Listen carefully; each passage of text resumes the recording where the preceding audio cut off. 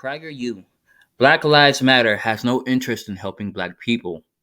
As just about everyone knows, but too few talk about publicly, in majority black cities, violent black-on-black crime is rampant.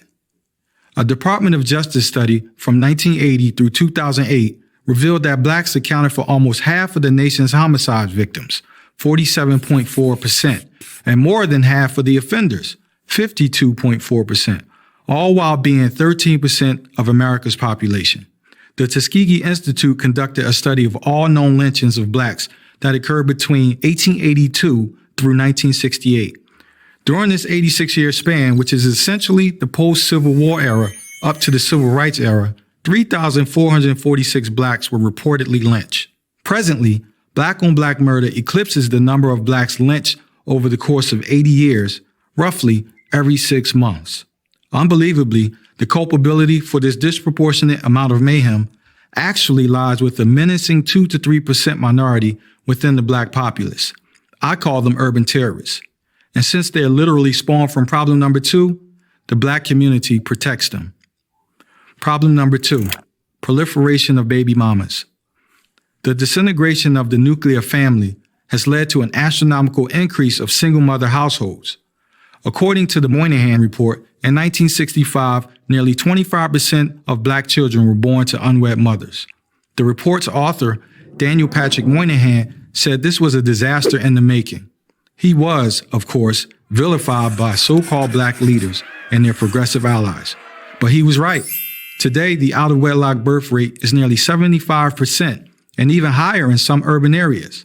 To be clear, baby daddies share this responsibility with baby mamas. Yet, while baby daddies are blamed and rarely shown compassion, baby mamas are rarely blamed and receive both compassion and support. This lopsided dynamic and the previously listed pathologies stem directly from the number one problem facing the black community. Problem number 1, unquestioning allegiance to so-called progressive policies. Unwavering loyalty to progressive liberal policies is the primary reason these dire conditions persist.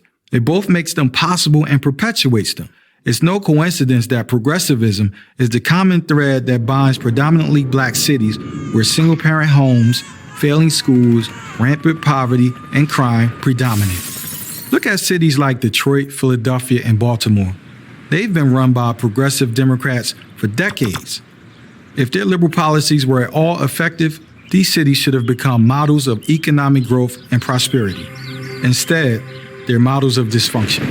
By fostering and exploiting the victim mentality, discouraging self-examination, subsidizing baby mamas, and making excuses for black thugs, so-called progressive policies don't alleviate the problems that afflict the black community. They aggravate those problems. You may have noticed that racism did not make the list. Why not? It's simple. There will be no solution to the problems afflicting Black America until more blacks recognize that the issues plaguing our community are ultimately self-inflicted. Does racism exist? Sure, but there are other problems far more serious. And waiting until there are no more races will mean waiting and making excuses forever. I'm Talib Starks for Prager University.